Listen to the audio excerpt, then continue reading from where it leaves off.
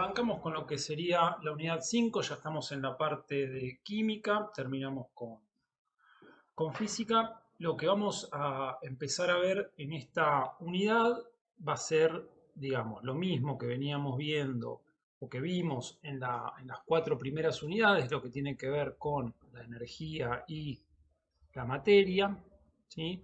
Que era lo que componía todo el universo, pero esta vez lo vamos a ver desde el punto de vista de la química.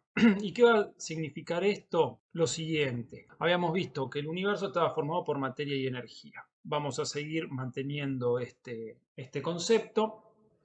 El tema que nosotros habíamos visto, lo que era la materia desde un punto de vista macroscópico, ¿sí? Habíamos visto las cosas en una escala, por decirlo de alguna manera, grande. Nosotros lo que vamos a ver en la parte de química va a ser estos mismos conceptos, pero desde un punto de vista microscópico, ¿sí? Nosotros, por ejemplo, veíamos que una determinada barra se calentaba con una llama y si nosotros la agarrábamos, nos quemábamos. Entonces, lo que nosotros veíamos es que había una transferencia de calor, veíamos también que había un aumento de la temperatura. También podíamos llegar a ver que si se calentaba suficiente el extremo de la barra, podíamos ver energía lumínica, ¿sí? O sea, una serie de fenómenos que nosotros veíamos en esa materia, o sea, en esa barra de metal, donde se modificaba su apariencia a nivel macroscópico. Si bien algo ya fuimos viendo, porque esto una cosa no está separada de la otra totalmente, sino que bueno, uno la divide más que nada para poder enseñarla, lo que teníamos acá es que no nos preguntamos qué pasaba con la composición de esta barra o con la composición del fuego o qué pasaba con la composición, ¿sí?, de la mano que estaba sosteniendo la barra. Analizábamos los fenómenos a través de sus manifestaciones, pero no veíamos qué era lo que estaba pasando dentro de los propios materiales, o sea, la materia. Lo que tiene acá en esta filmina, bueno, repito un poco lo que ya veníamos viendo nosotros en la mitad anterior de la materia, pero para refrescarlo, ¿sí? O sea, básicamente todo es materia. En el universo dijimos que todo lo que hay es o materia o energía, y centrándonos en la parte de la materia, inicialmente vamos a tener, bueno, la materia tiene masa, ocupa lugar en el espacio e impresiona nuestros sentidos. O sea que todo lo que no cumpla con esas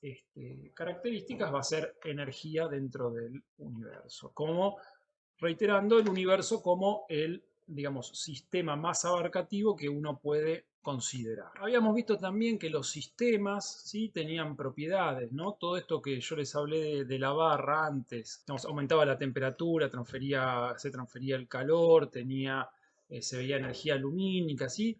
Todo eso va a depender y va a determinar y va a variar, ¿sí? O sea, toda la interacción que tenga la materia y la energía entre sí, con el entorno y con ella misma, va a determinar y va a variar lo que son las propiedades intensivas y extensivas. Acuérdense que las intensivas no dependen de la cantidad de materia, ¿sí?, o sea, del tamaño del sistema, y las extensivas sí dependen de la cantidad de materia. Repasando un poco, tenemos, bueno, nosotros ya habíamos visto la densidad, la viscosidad en fluidos, calor específico, no sé si lo vimos muy en detalle, pero vimos el concepto de calor. Dureza, nosotros, bueno, no vimos.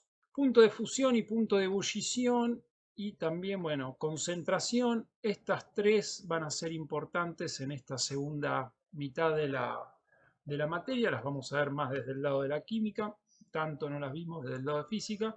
Y bueno, temperatura y volumen específico ya las habíamos visto antes. Esto dentro de lo que son las propiedades intensivas.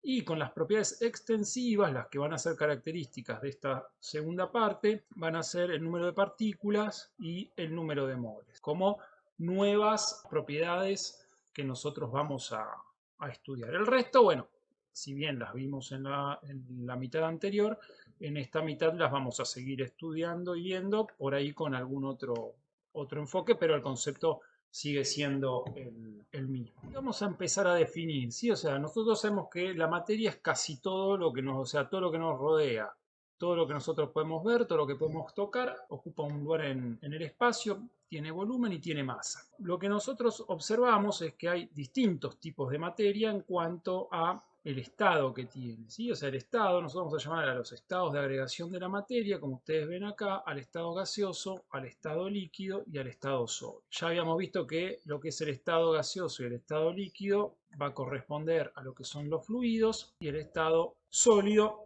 que va a tener ciertas características que lo va a diferenciar de los otros. Vamos a ver más en detalle, ¿no? Esto, pero para empezar y tener una idea de qué define a cada uno de los estados, si nosotros consideramos el estado gaseoso, va a tener forma y volumen variable, mientras que el estado líquido tiene forma variable y volumen fijo, y por último el estado sólido tiene forma y volumen fijo, ¿sí? Les voy a explicar cómo consideramos a la materia, digamos, qué teoría explica el tema de cómo está compuesta la materia y qué propiedades tiene cada uno de los estados que la representan.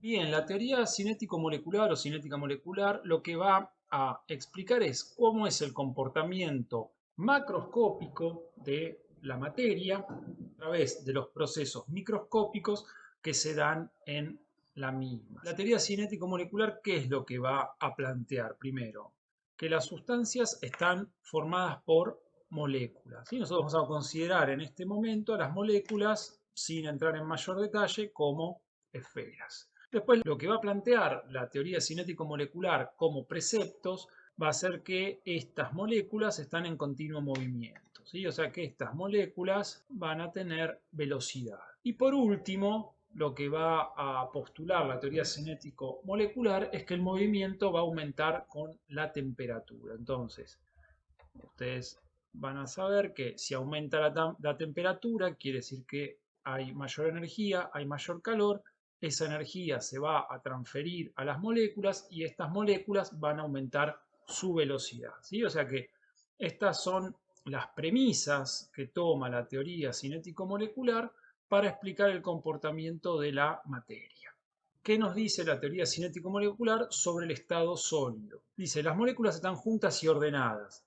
Fíjense que van a tener una estructura regular, una estructura ordenada. Fíjense que es una estructura donde no hay espacios vacíos. Las moléculas representadas por las esferas que ustedes ven acá van a estar unidas una con otras. No hay desplazamiento, no hay una trayectoria que recorren. Por eso ahí les dice que el movimiento permitido es la vibración, ¿sí? O sea, lo que no hay es un movimiento de desplazamiento. No, digamos, no recorren distancia, no se salen de su lugar. Pero la energía que poseen la utilizan para realizar un movimiento de vibración, ¿sí? Que es un movimiento en el lugar.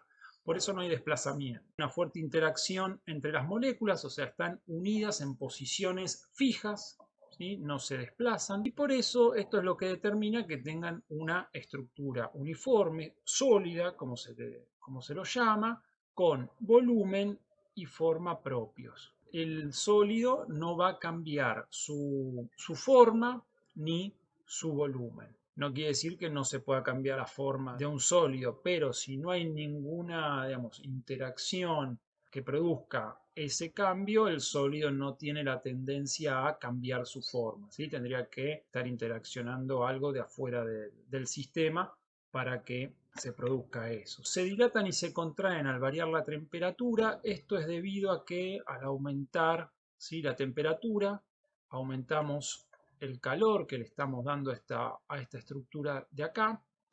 Entonces, si bien no se van a desplazar, lo que va a hacer esa energía que se le agrega es aumentar el fenómeno de vibración, ¿sí?, el movimiento vibratorio. Entonces, al vibrar más van a generar como espacios entre, o sea, como que se van a separar un poquito más las moléculas, van a tener un pequeño juego donde se dilatan, donde van a aumentar levemente el tamaño y donde van a cambiar levemente la forma. Si después se baja la temperatura, baja la energía, pierden el movimiento vibratorio, entonces ya es como que pueden estar una más cerca de la otra y vuelven al estado original. Por último, tienen como propiedad que no se puede comprimir. ¿Sí? Esto tiene que ver con que, como ya están muy pegadas una al lado de la otra, estas moléculas en el estado sólido, no hay espacio vacío como para comprimirlas. Entonces, son incompresibles. Acuérdense, o sea, la forma de pensar en un sólido es, como decía antes, una barra de metal. No van a poder comprimirlas. El otro estado que va a describir la teoría cinético-molecular, recuerden las premisas con las que parte la teoría cinético-molecular para explicar estos fenómenos o estos estados de la materia, es el estado líquido, ¿sí? Entonces, lo que tiene como característica es que las moléculas, en este caso, están juntas pero ya están desordenadas, ¿sí? Y tienen movimiento continuo, de vibración y rotación. Y para entender un poco esto, lo que tienen que pensar es que si esta es una molécula y al lado tiene otra molécula, ¿cuál es el movimiento que puede hacer una molécula con respecto a la otra sin separarse? ¿Sí? Porque acá no hay aumento de volumen. Entonces, el movimiento que va a poder hacer una molécula con respecto a la otra sin separarse es este. ¿Sí? O sea, el movimiento que puede hacer es de girarle alrededor, ¿sí? Porque siempre va a estar en contacto con la superficie de la molécula vecina, pero va a poder moverse. Bueno, imagínense si, como en el caso del recipiente ustedes tienen muchas de estas moléculas representadas por esferas, todas van a poder moverse una alrededor de la otra, pero no separarse una de la otra. También van a tener, bueno, sigue el movimiento de vibración, que el movimiento de vibración es un movimiento inherente a todos los estados, o sea, solamente cesa el movimiento de vibración en lo que se considera el cero absoluto, que son los 0 grados Kelvin, donde no, digamos, no hay energía. ¿Sí? Todo esto ya es un poco más complejo, hay ciertas cosas que habría que explicar, pero bueno, como idea general podrían llevarse que los 0 Kelvin es el cero absoluto donde la materia no tiene energía, por lo tanto ya no hay ningún tipo de movimiento. Pero bueno, si no, digamos, cualquier otro estado, cualquier otra temperatura distinta a 0 Kelvin, tiene el movimiento de vibración. En este caso, como lo ven acá, las fuerzas son más débiles que en el estado sólido, o sea, si hay cierta labilidad, ya no son tan fuertes, esto es lo que permite el movimiento. Y como característica que los líquidos tienen volumen propio y pueden fluir y adoptar la forma del recipiente que los contiene. Esto es debido a que pueden tener este movimiento uno alrededor, digamos, una de las esferas o de la molécula alrededor de la otra. Por lo tanto, si ustedes tienen un recipiente, ¿sí? Y ustedes le tiran un líquido, ¿sí? El líquido va a adoptar la forma del recipiente. Mientras que si en ese mismo recipiente tiran una barra de metal, la barra de metal va a quedar así, apoyada en el recipiente, porque no tiene la posibilidad de que las moléculas se readapten y tomen la forma. Va a quedar con la forma que tenía, porque justamente es una característica del estado sólido. En cambio, el estado líquido lo va a permitir. Ahora, bueno, y el volumen va a ser el mismo, ¿sí? O sea, el volumen va a ser el mismo porque fíjense que si ustedes tienen un vaso de agua y lo sirven, no sé, en 3 vasos más chicos de agua, si bien va a adoptar una nueva forma de los nuevos vasos, el volumen total que van a tener va a ser el mismo. Además, piensen otra cosa, si las moléculas solo pueden girar una alrededor de la otra, no van a poder aumentar el volumen porque acuérdense que el volumen y la masa, como en este caso, está relacionado a través de la densidad, ¿sí? La densidad es igual a la masa sobre el volumen. Entonces, si ustedes en este caso aumentan el volumen pero mantienen la masa, lo que van a tener es un descenso de la densidad, ¿sí? Esto lo vamos a ver mejor con el tema de los gases, por ejemplo. Y el estado gaseoso en la teoría cinético molecular se explica o sea, lo explica de la siguiente maneras, ¿sí? Fíjense que la fuerza de interacción es muy débil o nula, ¿sí? Cuando se considera un gas ideal, que eso lo habíamos visto, la definición de gas ideal en la parte de física de fluidos.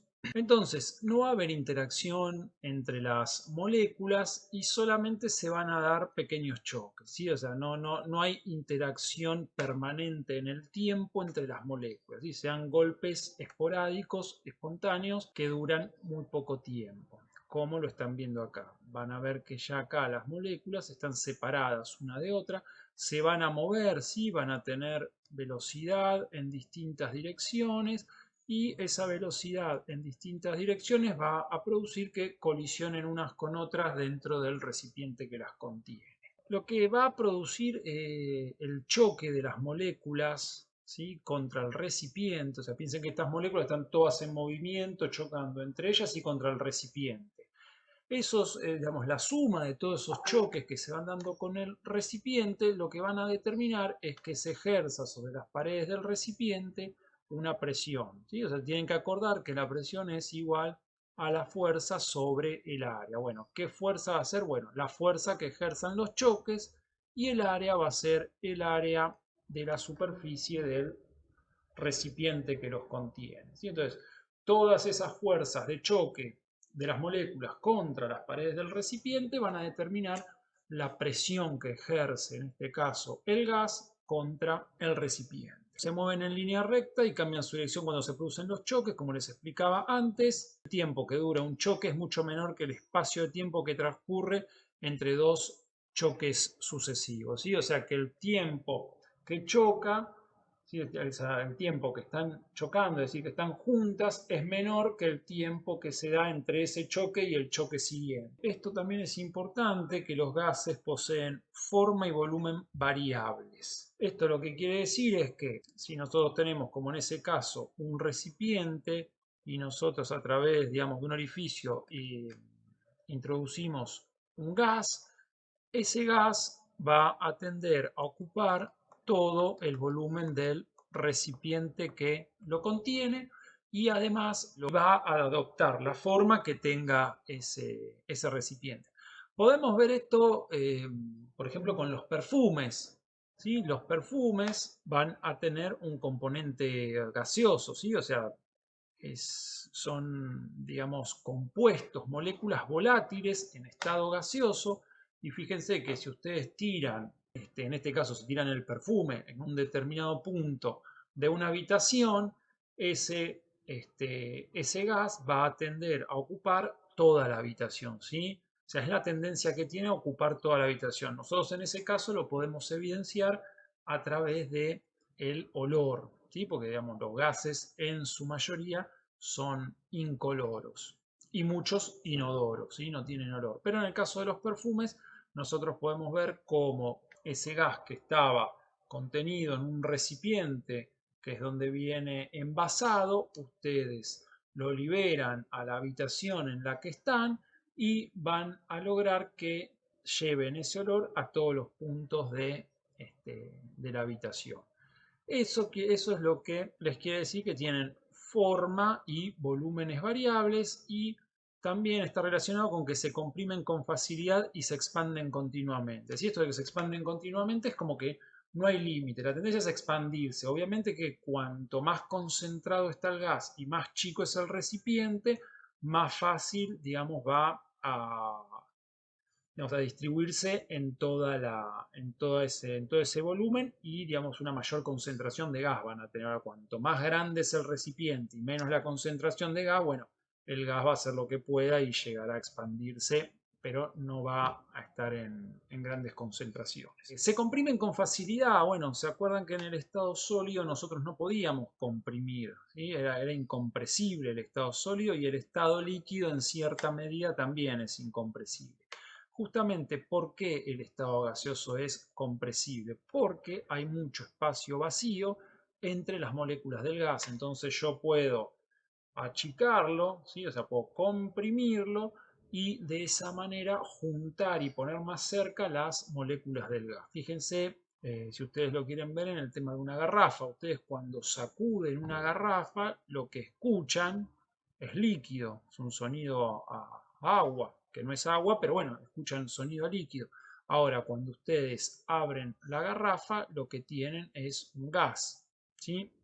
Bueno, esto se debe a que a la presión a la que está el gas dentro de la garrafa hace que comprima a ese gas y lo tenga en estado líquido. Ahora, cuando nosotros abrimos la perilla y ese gas pasa a estar, digamos, pasa a estar sometido a la presión que hay afuera, que es la presión atmosférica, a esa presión el gas contenido en la garrafa va a adoptar el estado gaseoso. ¿Sí? Los cambios, vamos a hablar ahora un poco de los cambios de estado. Los cambios de estado se pueden producir por cambios en distintas variables. Principalmente los vamos a ver, o nosotros estamos acostumbrados a ver los cambios de estado, digamos, de sólido, líquido y gaseoso, a través de lo que es la transmisión de calor, ¿sí? Variación de la temperatura.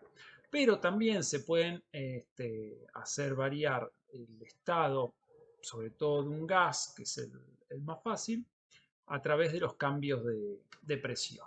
Otra cosa que les quería comentar del estado gaseoso y lo que tiene que ver con la compresión o compresibilidad que tienen es lo siguiente. Habíamos visto que la densidad era igual a masa sobre volumen. Entonces, los que tienen una gran variación de densidad van a ser los gases, no tanto los sólidos y los líquidos, es más difícil que varíen la densidad. Pero los gases, ¿sí? Cuando se los comprime, cuando uno comprime un gas, lo que está haciendo es reducir el volumen, pero lo que está manteniendo constante es la masa, ¿sí? Entonces, si yo reduzco el volumen y mantengo constante la masa, estoy, digamos, dividiendo o haciendo el cociente de la masa sobre un volumen más chico. Por lo tanto, lo que voy a tener es una densidad mayor, ¿sí? Porque voy a tener la misma masa contenida en un volumen más chico. Eso es comprimir algo.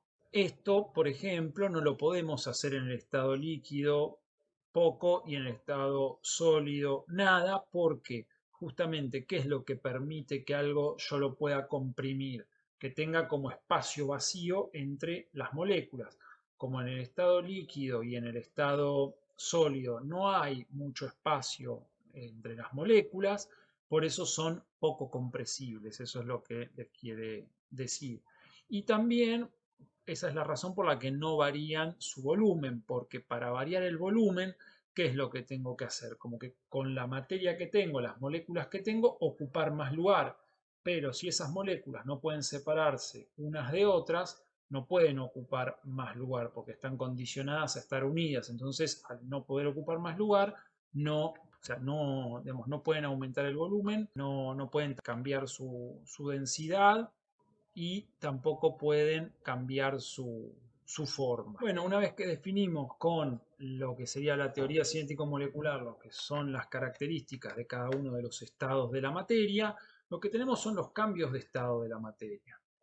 Y, o sea, ustedes acá tienen el nombre de sólido a líquido y siempre los explicamos en la mayoría con el agua, que es lo que estamos más acostumbrados y además es un tipo de sustancia que dentro de lo que son las condiciones de presión y temperatura en las que vivimos nosotros, la podemos apreciar en los tres estados.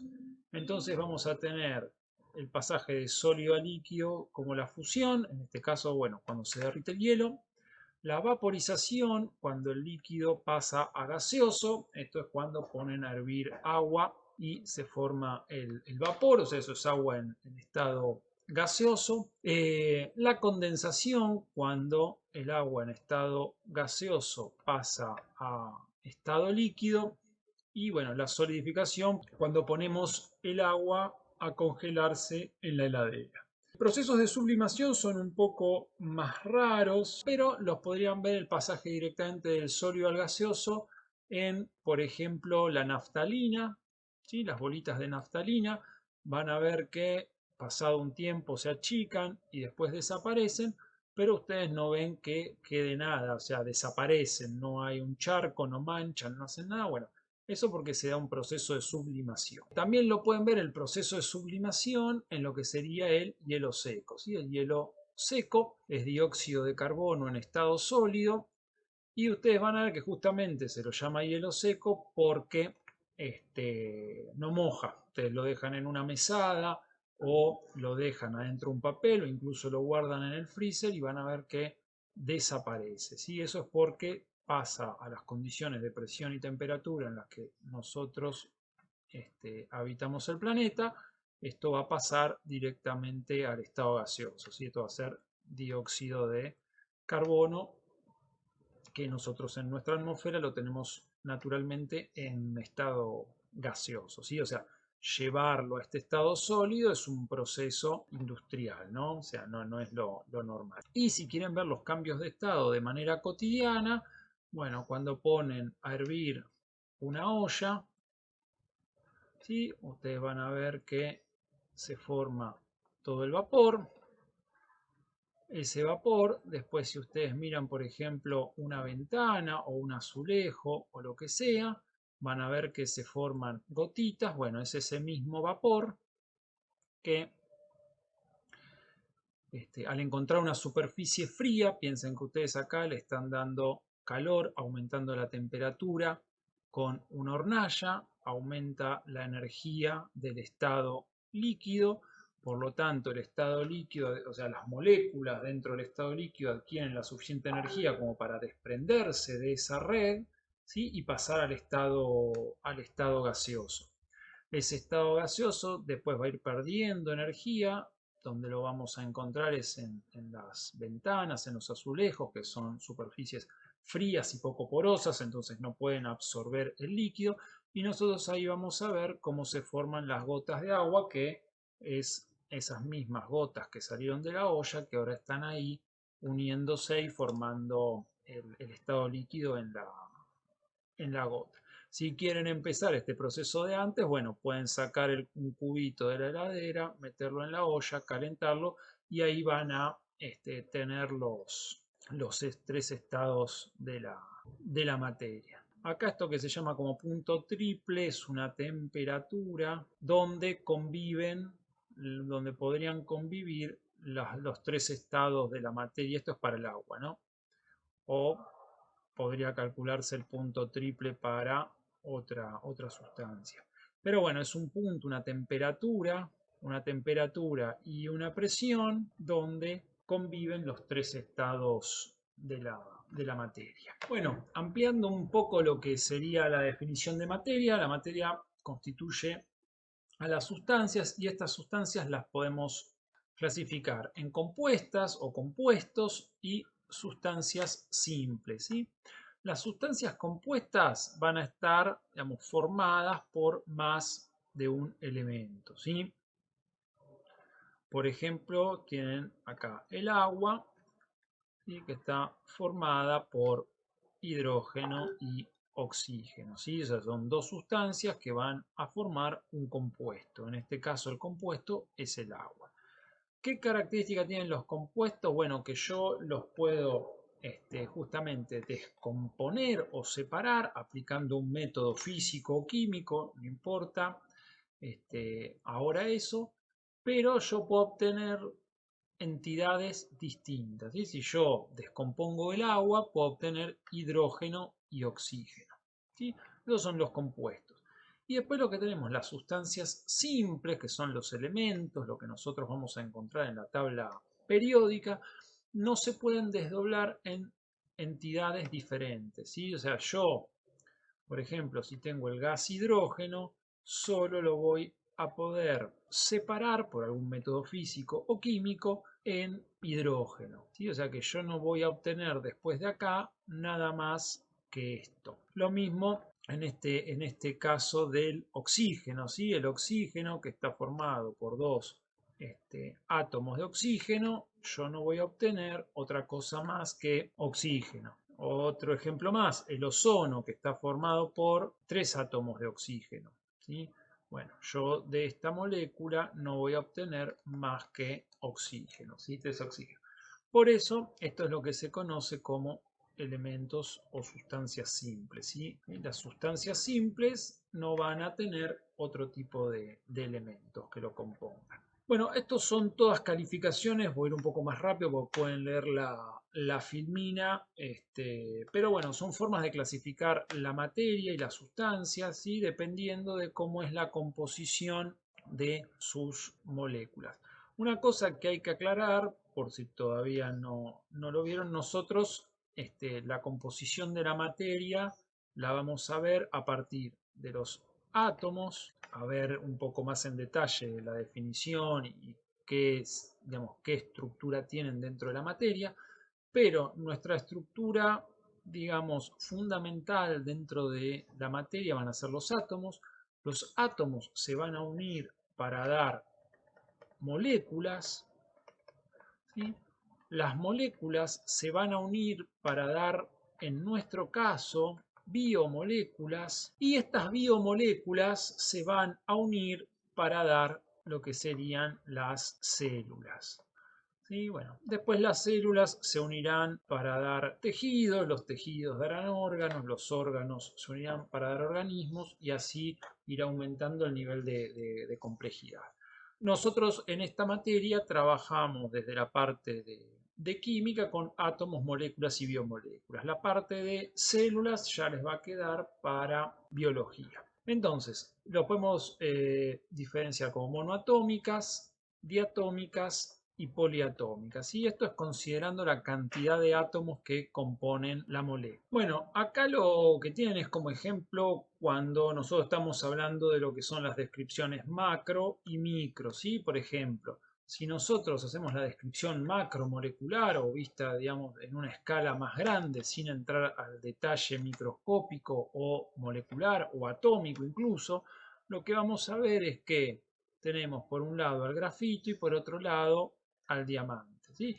Claramente los consideramos dos cosas distintas, no solo por la función que tienen, el valor que tienen, la disponibilidad que hay de cada uno, o sea, son distintos para nosotros. Pero si vamos a una visión microscópica, lo que vamos a encontrar que esto que está acá representado con estas pequeñas esferas van a ser átomos de carbono, ¿sí? O sea que tanto el grafito como el diamante van a estar formados por átomos de carbono, o sea que tienen lo mismo en cuanto a la composición o la unidad estructural. Pero fíjense que lo que tiene que ver con la cuestión de la estructura o cómo están dispuestos estos átomos de carbono es distinto. Entonces esto lo que hace es que cada uno sea una cosa distinta, pero piensen que están formados de lo mismo, de átomos de carbono, de una forma, digamos, dispuestos de una manera en el diamante y dispuestos de otra en lo que sería el grafito. Bueno, el tema de los compuestos químicos, ¿sí? O sea que compuesto ya les está hablando de que va a haber una composición, ¿sí? Por lo tanto van a tener dos o más elementos diferentes, ¿sí?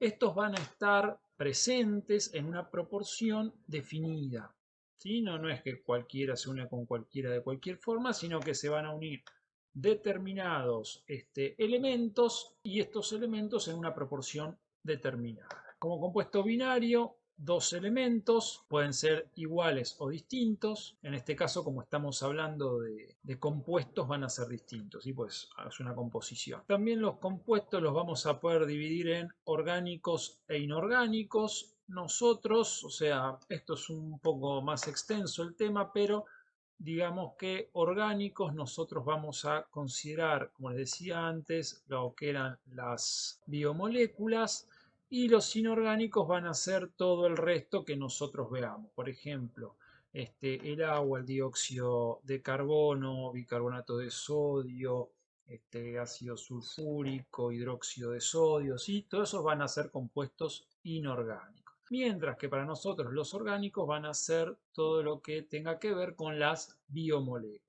Para seguir, digamos, definiendo o que entiendan bien lo que es un compuesto, en este caso nosotros tenemos el oxígeno que se combina con el azufre, ¿sí? O sea, esto es lo que les quiere mostrar acá, es que se combinan cierto tipo de elementos, ¿sí? Y estos elementos se van a combinar y además lo van a hacer en una proporción determinada, ¿sí? De una manera específica.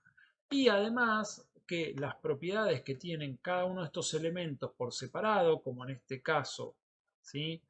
el, el oxígeno y el azufre, van a ser distintas entre ellas y a su vez distintas al tercer compuesto que se está formando, que es el dióxido de azufre. ¿Sí? O sea, todos tienen características diferentes. Siguiendo con la clasificación de lo que son los compuestos, también los podemos clasificar en base a las estructuras que forman o cómo se relacionan los elementos que lo componen entre sí. Esto vamos a seguir viéndolo en la unidad que sigue, pero bueno, lo dejamos establecido acá. No vamos a entrar en mayores detalles, pero lo vamos a terminar de ver más adelante, ¿sí? Entonces tenemos los compuestos moleculares que van a estar formados por la unión de elementos no metálicos, que vamos a explicar el concepto de lo que es un elemento no metálico. Ahí tienen ejemplos de los compuestos moleculares.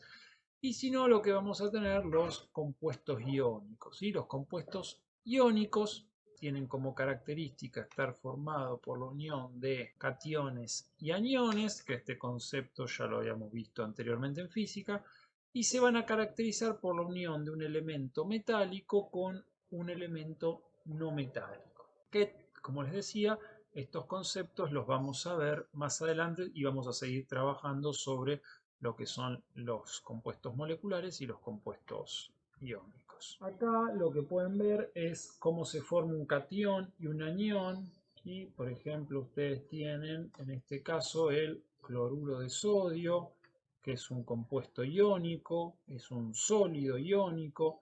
Ustedes pueden ver acá en esta parte cómo está armada la red cristalina, la estructura que corresponde al sólido. Fíjense que son moléculas que no se mueven y están fuertemente unidas entre sí. El cloruro de sodio es la sal de mesa.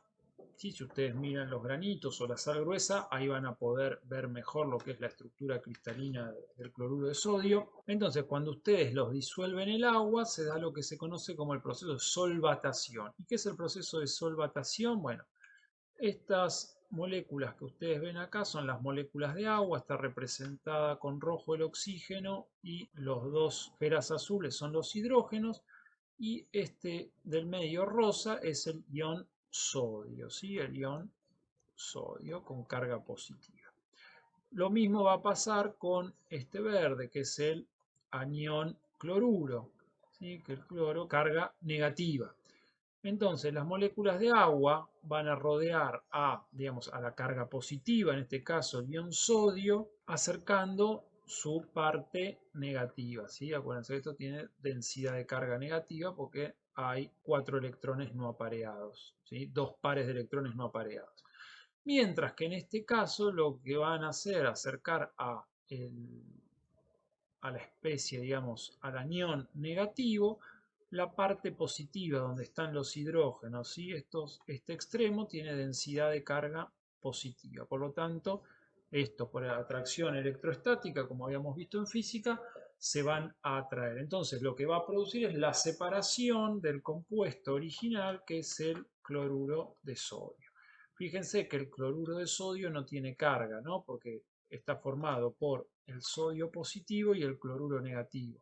Por lo tanto, este carga positiva, este carga negativa, esto me da cero y es eléctricamente neutro. ¿Sí? Acuérdense que algo es eléctricamente neutro, no porque no tenga cargas, sino que las cargas que tiene están equilibradas. Bueno, para seguir definiendo lo que son los compuestos iónicos, y como les decía, están formados por cationes y aniones, están formados generalmente, pero no exclusivamente, por un elemento metálico y otro no metálico, que ya vamos a ver quiénes son y dónde los encontramos. Y otro tipo de clasificación es, digamos, que pueden ser monoatómicos, ¿sí? Donde un solo átomo, en este caso el sodio, es el poseedor de la carga, en este caso positiva, o también pueden ser poliatómicos, donde varios átomos, ¿sí?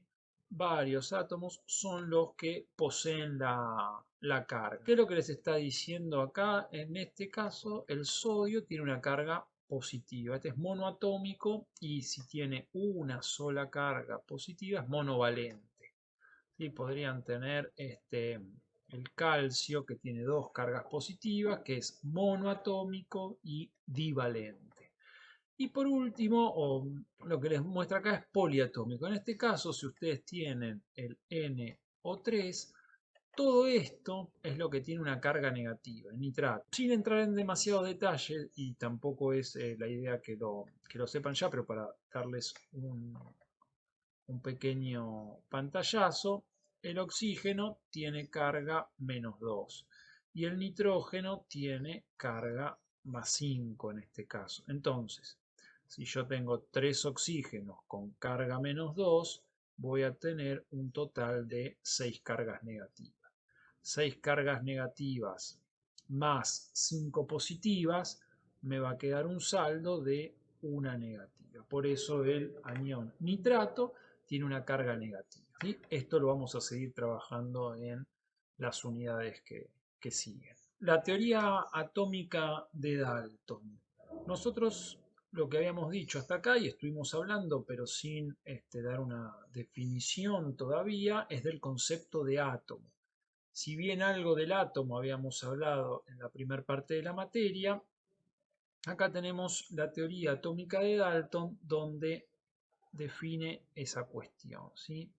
Habíamos definido al átomo como la menor porción de una determinada sustancia que nosotros podemos obtener y que conserva las características de esa sustancia. ¿Sí? O sea que si yo la menor porción que puedo obtener de una lámina de oro es un átomo de oro, y ese átomo de oro sigue conservando las propiedades de la lámina de oro o del oro, o las propiedades que son características y definen al oro. Un átomo de cobre no va a ser lo mismo que un átomo de oro. Los átomos no se crean ni se destruyen, ¿sí? O sea, ningún átomo de un elemento se convierte en átomo de otro elemento. Esto está relacionado con lo que vamos a ver más adelante, que es la ley de conservación de la masa. Los átomos de un elemento no se transforman en otro, ni los que están desaparecen. Y el compuesto químico es el resultado de la combinación de átomos de dos o más elementos en una proporción numérica simple. Esto está relacionado con lo que es las fórmulas químicas. ¿Sí? Las fórmulas químicas nos están informando qué átomos componen a esa molécula y en qué proporción. Acá lo que tienen, que esto lo pueden leer y buscar para ampliar, ¿sí? No vamos a entrar en detalle en lo que sería la evolución del modelo atómico, que parte con los postulados de Dalton, fíjense, en 1803, y hasta que se propone un nuevo modelo pasan casi 100 años. Después los modelos avanzan un poco más rápido. Cada uno de estos modelos fue aportando nueva información a lo que vendría a ser la estructura atómica. Si bien nosotros llegamos hasta el átomo como la estructura más chica que tiene la materia, empezó a no ser cierto a partir de un momento. Entonces nosotros vamos a tener todo lo que corresponde a las partículas subatómicas. Se llaman partículas subatómicas porque son partículas con una estructura menor a la del átomo. Entonces, nosotros ya esto lo habíamos visto en parte. Las partículas subatómicas, las que componen el átomo, eran los protones, los neutrones y los electrones. Hasta que se descubrieron, se los ubicó en el espacio, se supo qué carga tenía, cuál era la distribución, cómo interaccionaban entre ellos y todo eso, bueno, pasó tiempo y pasó investigación, que fueron estos modelos que se van dando en el medio, ¿sí? De Dalton, el modelo de Thomson, el modelo de Rutherford, ¿sí? Tienen el modelo de Bohr y por último el modelo de Schrödinger, que es el último modelo. Todos estos lo que hicieron es descubrir las partículas subatómicas y además de descubrirlas, bueno, darles una ubicación y además definir qué carga tenía. Esto se los dejo para que lo lean porque digamos, hay mucho para hablar o para leer, no necesitan tampoco saber tanto y llevaría mucho tiempo ver cada uno de los modelos. ¿Cuáles son las partículas subatómicas y cuál es su ubicación? Esto ya nosotros lo habíamos empezado a ver en la parte de electricidad, justamente porque los fenómenos eléctricos están asociados a las partículas subatómicas, a las partículas con carga, en este caso los electrones. Entonces, nosotros vamos a tener que las moléculas están formadas por átomos y esos átomos en el núcleo van a tener protones y neutrones. Acuérdense que los protones con carga positiva, los neutrones sin carga y los electrones van a estar girando alrededor de este núcleo, lo que se conoce como región extranuclear o nube electrónica, ¿sí? Los electrones van a tener carga negativa, ¿sí? O sea, esto para que entiendan cómo está compuesta la materia a nivel subatómico, atómico, molecular y después las moléculas cuando se combinan entre ellas o tienen estructuras más grandes, nosotros las vamos a denominar biomoléculas. De nuevo, la combinación de esas biomoléculas va a determinar que se formen estructuras más grandes donde vamos a tener las organelas, las células, ¿sí? Pero esa parte ya va a quedar para otra materia. Esto también lo habíamos visto, así que lo paso rápido. La masa de los átomos, si la medimos en kilo, ¿sí? Vamos a tener el electrón, el protón y neutrón. Acuérdense que el electrón se considera que tiene una masa despreciable. Eso es debido a que, fíjense que tiene un exponente a la menos 31 comparado con estos dos que lo tienen a la menos 27. ¿Sí? O sea, eso es un orden de magnitud, una diferencia 4, ¿sí? De menos 27 a menos 31, por lo que podemos considerar que el electrón no tiene una masa considerable o es despreciable, pero tiene masa. El símbolo que lo representa y la carga. Otro concepto que vamos a ver acá es el de la unidad de masa atómica. Es un poco complejo, yo se los voy a explicar y vamos a ver para qué lo usamos. ¿Qué es la unidad de masa atómica? Es una unidad para medir, digamos, materia, para medir masa muy pequeña. ¿Sí? O sea, piensen que acá estamos trabajando con átomos y estamos trabajando con, ya les digo, el orden de menos 31 y menos 27. Entonces, ¿qué es la unidad de masa atómica? Acá les dice, es la 12ª parte de un átomo de carbono 12. Como concepto, después vamos a hacerlo un poco más numérico. Si nosotros suponemos que este es nuestro átomo de carbono 12, lo que hacemos es dividirlo en 12 porciones, ¿sí? Entonces, lo dividimos en 12 porciones iguales y nosotros lo que decimos que una de estas porciones es una UMA, ¿sí? Una unidad de masa atómica. Entonces, si yo tengo un átomo, ¿sí? Un átomo de carbono 12, ¿cuántas unidades de masa atómica va a tener? 12 UMA. Si yo tuviese un átomo más grande, quiere decir que esta porción va a entrar más veces en este nuevo átomo. Por lo tanto, podría ser que tenga, no sé, 20 UMA. ¿Sí? Esto después lo vamos a ver con ejemplos concretos de la tabla periódica y elementos que los van a poder calcular. Pero bueno, esto es para que entiendan el concepto más allá del número, ¿sí? O sea, arbitrariamente se elige el átomo de carbono 12 para definir esta unidad. Al átomo de carbono 12 lo dividen en 12 partes. Cada una de esas partes es lo que se considera una UMA. Y una UMA, como tienen ustedes acá, equivale a 1,6606 por 10 a la 27 kilogramos. ¿Sí? Van a ver que tiene un valor similar al del protón y del neutrón. ¿Sí? Están cercanos. Entonces, esa 12ª parte es una UMA. Obviamente que el carbono 12 va a ser 12 veces esa UMA, va a ser 12 veces 1,66 por 10 a la menos 27 kilogramos. Mientras que si yo tuviese un átomo más grande, ¿sí? Un átomo con más masa, la cantidad de veces que yo voy a poder incluir esta porción en un átomo tan grande va a ser más. Por lo tanto, podría ser, en este caso hipotético que les planteo, 20. Entonces, si esto, digamos, son 20 UMA, que quiere decir que 20 veces entra esta porción de una UMA acá, entonces ahí tendrían que hacer 20 por 1,66 por 10 a la menos 27 y obtendrían la masa de esa partícula, ¿sí?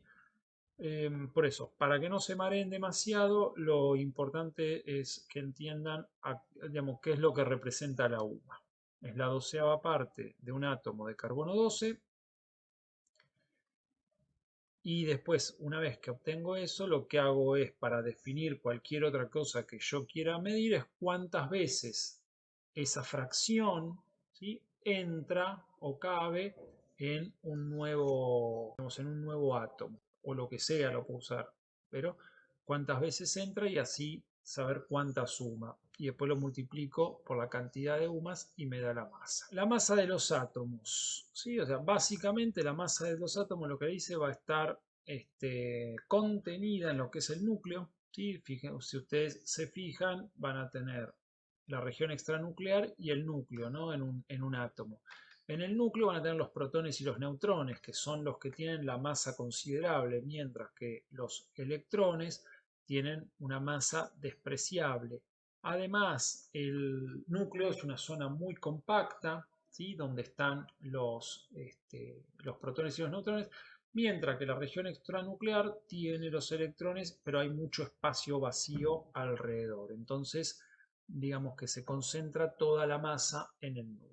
Y lo que vamos a tener, como les decía antes, que la masa del protón va a ser igual a la masa del neutrón, que va a ser igual a una UMA. Y acá vamos a tener una UMA 1,675 por 10 a la menos 27 kilogramos. Con esto, ¿qué les está queriendo decir? Que la 12ª parte de un átomo de carbono 12, esto es igual a una UMA y es igual a la masa de un neutrón y es igual a la masa de un protón. Después vamos a ver qué significa esto y cómo se correlacionan los números. Bueno, esto es nada más que a título informativo. En el último modelo atómico, el de Schrödinger, habla de orbitales atómicos. Nosotros vamos a tener orbitales S, orbitales P, orbitales D y orbitales F. En ese modelo lo que les explica es que